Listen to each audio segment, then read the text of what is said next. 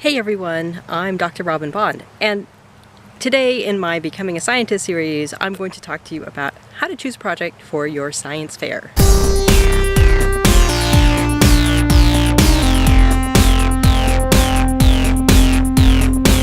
The very word science fair are enough to strike terror into some students' hearts, and in other cases, into their parents' hearts.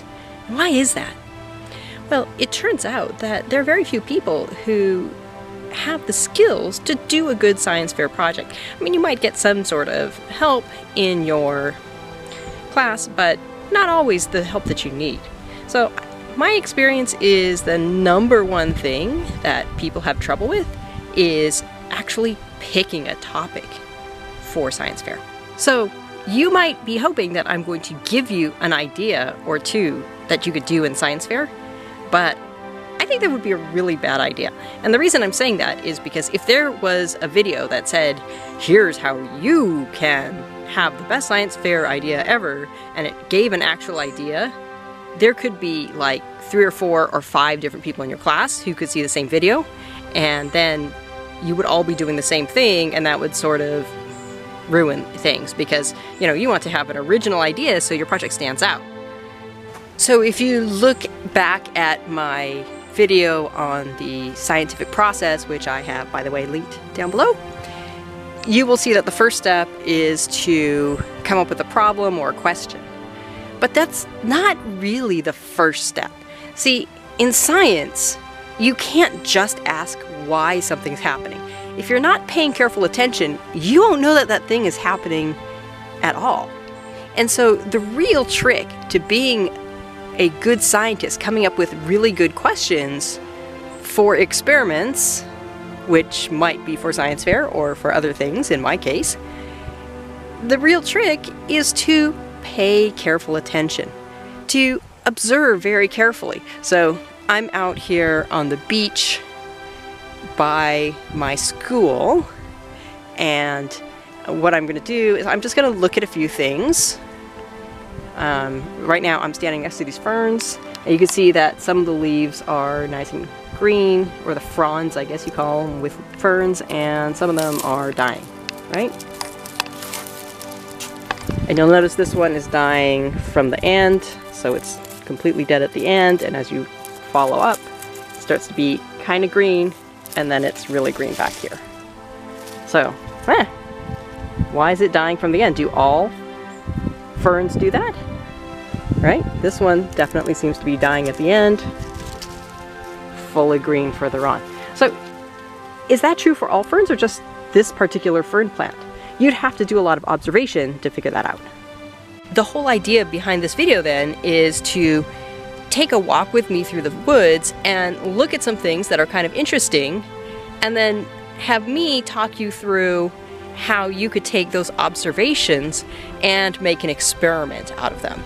Because that's really what you're trying to do in science fair. So you might not be walking in the same woods that I'm walking in. You may not even have woods where you are, right? I'm here in the South Puget Sound area of Western Washington. You may be in Arizona, or you may be in New York or Pennsylvania or Maine or somewhere like that. You may be in the middle of the country in Illinois or Minnesota. You may have completely different woods. You may not have woods at all. You may not have a beach. It doesn't matter. The skills I'm teaching you today are the skills of observation, and taking those observations and thinking through ways to design an experiment that you could do for science fair. So here's one of my favorite things on the beach. It's this madrone tree that's growing sideways. It's kind of crazy. So let's get in a little closer and take a look at what's going on here. And you can see this part of the trunk is horizontal, and then when you get to the bank, it basically does a turn and is lying along the edge of the bank. And so you can kind of guess what happened here. This tree used to be probably growing upright, and then something happened. So it fell down, maybe in a windstorm, because we get those pretty frequently out here. And it fell down, so it was lying along the bank like this at an angle. And as it kept growing, instead of growing straight along the bank, it started growing sideways. And most trees grow straight up, but why is this tree growing sideways? Something you could think about, and so maybe you could think about, how do plants grow? Why do they usually grow up, and under what conditions would they not grow straight up and down? And now walking down the beach, you can see this is a really rocky beach here. And if we keep going down, you see that now the beach is a little sandier. So we don't have those big rocks. I mean, it's not really fine sand, but this is definitely sandier than it used to be. So what happened? You can kind of get a clue if you look at this stream here. Look how rocky the bottom is. And then as you go down the stream, all of a sudden there's this spot where it's not as rocky. You've got mostly fine sand in the bottom, right?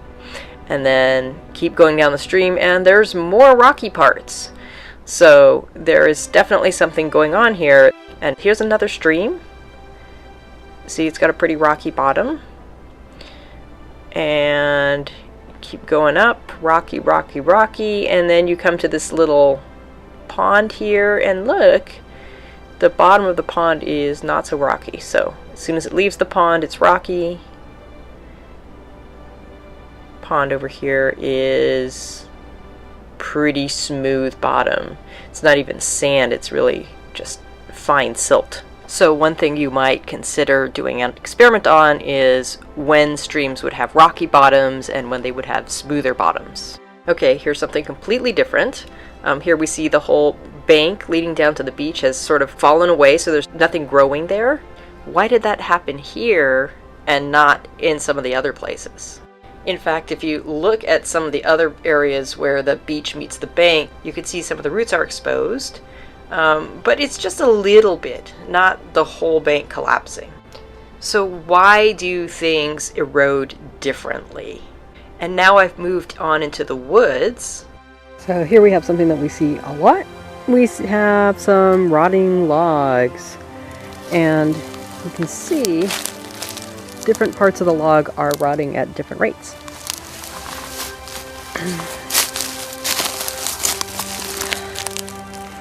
This stuff is really crumbly.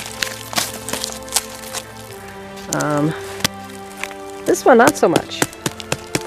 Right, that's starting to come apart, but the bark definitely seems less affected than this stuff.